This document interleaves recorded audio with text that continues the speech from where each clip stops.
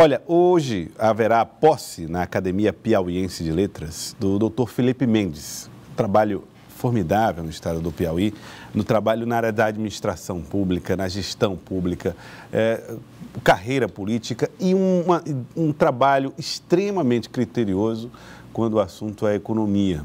Foi uma publicação em torno da economia do estado do Piauí que virou uma referência para o estado. E agora a Academia Piauiense de Letras reconhece a importância de Felipe Mendes para as letras do Piauí e ele passa a ser agora um imortal. Estamos recebendo aqui o Dr. Felipe Mendes, que vai conversar conosco a respeito deste e outro. E quero aproveitar para falar de outros assuntos também. Claro. Elivaldo Barbosa não está aqui à toa, né, Elivaldo Barbosa? Vamos lá. Porque quando o assunto é a economia do estado do Piauí, Elivaldo Barbosa é um dos mais preparados para questionar, pelo menos, né, Elivaldo? Doutor Felipe Mendes, seja bem-vindo aqui ao Jornal do Piauí. Bom, primeiro, como é que o senhor recebe da academia esse reconhecimento, né? Visto que passa por um rigoroso processo de escolha? Como sempre, um acolhimento de uma homenagem com simplicidade, com humildade. Não há vaidade nisso, não deve haver vaidade, e sim uma continuidade de um trabalho que eu venho fazendo para o Piauí, pelo Piauí, já há mais de quase 50 anos, ou mais de 50 anos.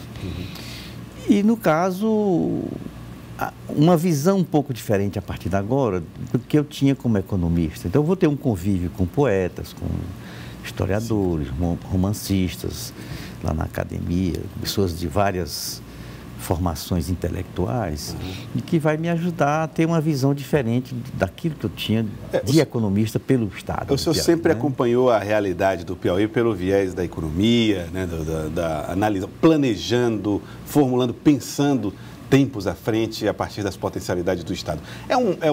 Será um choque ou é um choque diante daquilo que o senhor tem feito, conviver agora com especialistas, escritores de outro perfil? Não, eu só não vou fazer a poesia nem romance, que eu não sei. Mas no meu trabalho como economista, e aí eu estou numa fase diferente agora de fotógrafo amador, fazendo, inclusive eu vou lançar um livro, a segunda edição deste livro, depois de 15 anos, com uma edição na internet, o e-book chamado, com mais de 1.300 fotografias do Piauí, não só da economia, mas da sociedade como um todo, da vida social do Estado, da natureza do Estado, e cerca de 50 vídeos. Um desses vídeos, que é o que eu mais chamo a atenção, é o da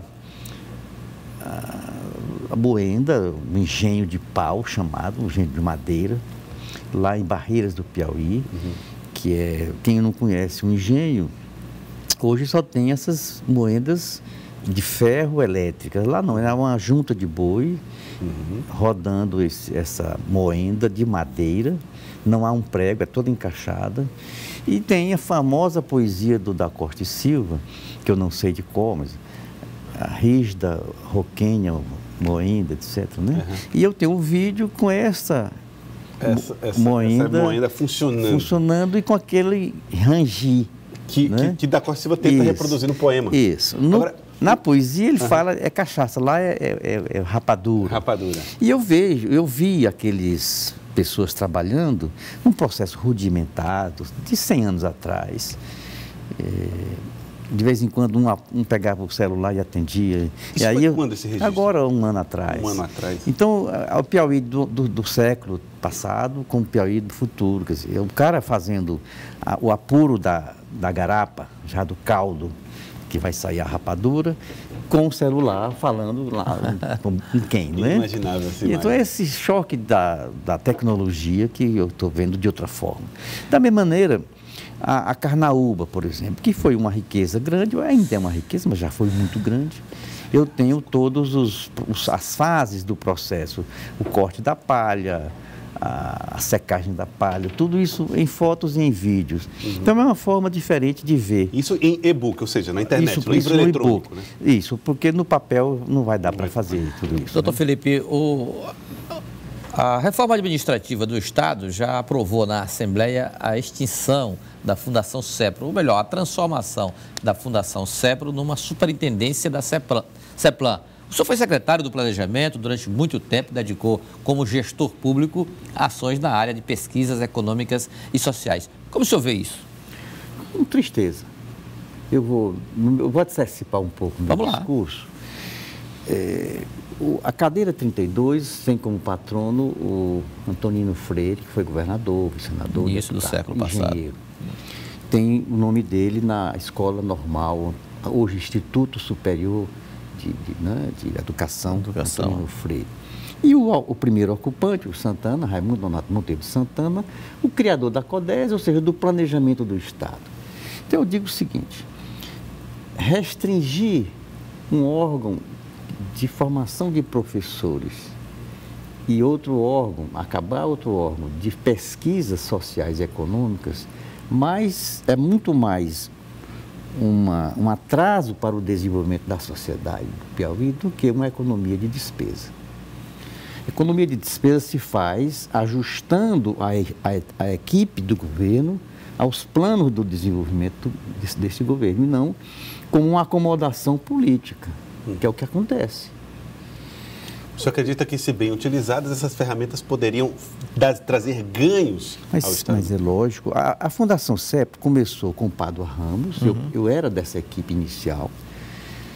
Os primeiros trabalhos da Fundação CEP foram, por exemplo, na área de soja, coisa que depois a Embrapa fez. Comprou a ideia de desenvolver tecnologia de sementes apropriadas.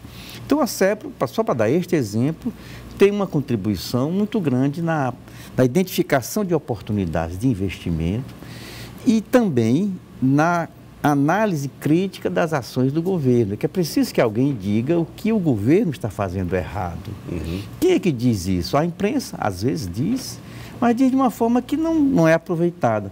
E a análise técnica que a Fundação CEPRO, hoje também a Universidade Federal, pode fazer, mostrar o caminho que o governo deve seguir. E se essa entidade vai para uma sala da Secretaria de Planejamento, ela acaba se misturando com os problemas do dia a dia, com o orçamento, Então, é uma tristeza que realmente eu constato essas duas, principalmente, a Fundação CEPRO e o Instituto Antonino Freire. O senhor acredita que a forma como se faz política, não no Piauí, mas no Nordeste do Brasil, é uma maneira que inviabiliza o pensamento no longo prazo? Se faz uma política mais pensando no dia a dia? Qual é a diferença entre o que se faz e aquilo que seria a política ideal de planejamento? Olha, eu sou do tempo do Reis Veloso, que faleceu recentemente, piauiense. O Veloso, ele introduziu no sistema administrativo do país, em 1969, quando ele foi ministro pela primeira vez, ele passou 10 anos, esta visão de longo prazo que se falou. Você tem que ter estudos e perspectivas do que vai acontecer, não amanhã, mas daqui a 10 anos, para que o governo e a sociedade, com o devido cuidado, conduza as ações para que se chegue naquele fim, naquela finalidade. E o que o senhor elegeria como prioridade para a retomada do desenvolvimento econômico sustentável do Estado do Piauí?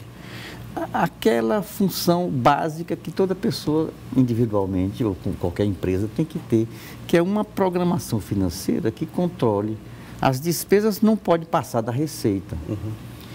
Infelizmente, esses governos todos, aqui, dos últimos 4 ou 5 mandatos, né, ou mais, aceleram além da capacidade de arrecadar.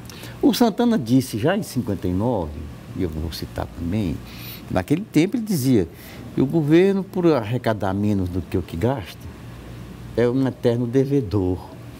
Então, quem vive devendo não tem como sustentar. Mas aí resolve-se esse problema. E aí tem o outro, que é o que fazer com que, eventualmente, se é excedido, né?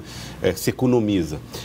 O senhor não acha que nós temos que viver uma realidade em que se faz as duas coisas ao mesmo tempo? Troca-se o pneu com o carro andando? É preciso fazer esse ajuste e, ao mesmo tempo, pensar logo as estratégias de investimentos e não se perder tempo mais com o planejamento? Em que ponto do caminho nós erramos e perdemos esse